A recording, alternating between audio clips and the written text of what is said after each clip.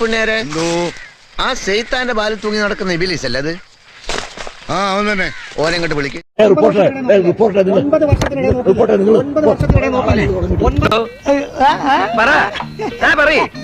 ആലോചിക്കാനുള്ള സമയം കരിങ്കൂയിലേ കച്ചേരി വെക്കപ്പോറെ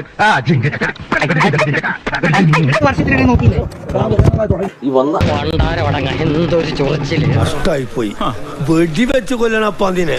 ആളെനിക്കറിയാം, ഇരാറ്റുപേട്ടക്കാരനാണ്. ലക്ഷത്തിൽ ഒന്നേ കാണും ഇതുപോലൊരു ഐറ്റം. ഇയാൾക്ക് എന്താ വട്ടുണ്ടാ? MSFന്റെ നേതാവാണ്. അതിന് അവൻ തീവ്രവാദിയാണ്.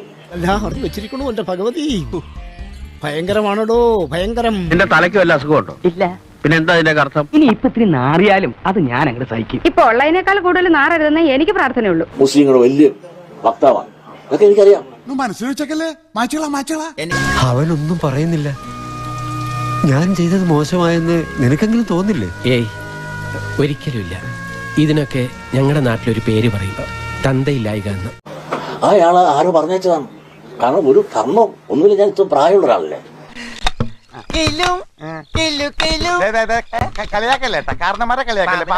അയാളോട് കാണിക്കുന്ന മര്യാദയില്ലേ, അവർ സംസാരിക്കുന്ന രീതി. ഈ മാതിരി ആളുകൾ നമുക്ക് പറ്റൂല.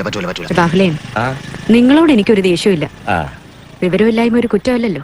അതെ, ഒരു പക്വത ഒരു ചാനൽ ചർച്ചയിൽ വരുമ്പോൾ അതിലൊരു പ്രതിനിധിയാവിൽ എത്തുന്നവര് അവരോട് കാണിക്കേണ്ട സാമാന്യ മര്യാദയും പക്വതയും ഒന്നുമില്ലെങ്കിൽ അവന്റെ അപ്പുപുരാകാനുള്ള പ്രായം എനിക്കില്ലേ. തുറന്നു പറയുകയാണെങ്കിൽ നാട്ടുകാർക്കെല്ലാം നിങ്ങളെപ്പറ്റി വളരെ മോശം അഭിപ്രായമാണ്. അതിനെനിക്ക് നിങ്ങളോട് സഹതാപമുണ്ട്. പക്ഷേ ഇനിയെങ്കിലും എല്ലാവരെയും കൊണ്ട് അതും ഇതും പറയിക്കാതെ ഒരു നല്ല രീതിക്ക് ജീവിച്ചൂടെ? അതിൻ്റെതൊരു മര്യാദ വേണ്ട എന്നോട് സംസാരിക്കാൻ, ഒരു ദാർഢ്യത്തോട് സംസാരിക്കാൻ. നിങ്ങളൊന്ന് ആലോചിച്ച് നോക്കൂ. ഞാൻ ഈ ചാനലിൽ എത്ര നാളായി എന്റെ ചോരയ്ക്ക് വേണ്ടി പിടിക്കുന്നു. ഈ ചാനലിൽ എത്ര നാളായിട്ട് ഞാൻ എന്ത് തെറ്റ് അവരോട് ചെയ്തു?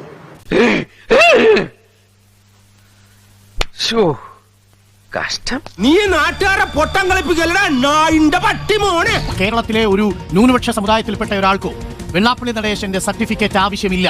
വെള്ളാപ്പള്ളി നടേശൻ കൊടുക്കുന്ന സെക്യുലറിസത്തിന്റെയോ വർഗീയതയുടെയോ തീവ്രവാദിയുടെയോ ചാപ്പ ഏറ്റുവാങ്ങേണ്ട ഒരു ആവശ്യവും റിപ്പോർട്ട് ടിവിക്കില്ല. കേരളത്തിലെ ഒരു ന്യൂനപക്ഷ വിഭാഗത്തിൽപ്പെട്ട കേരളത്തിൽ ഒരു മുസ്ലിം നാമധാരിക്കുമില്ല എന്നുള്ളതാണ്. അതൊക്കെ വെള്ളാപ്പള്ളി നടേശന്റെ കയ്യിൽ വെച്ചാൽ മതി എന്ന് മാത്രമേ നമുക്ക് വിനയത്തോടു കൂടി അദ്ദേഹത്തോട് പറയാനുള്ളൂ.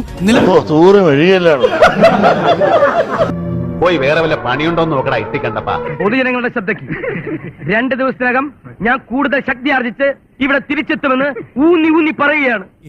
ഒരു ചുവന്ന സ്വിച്ച് കാണുന്നുണ്ടോ? കാണുന്നുണ്ട്. ചുവന്ന സ്വിച്ച് അമർത്തി.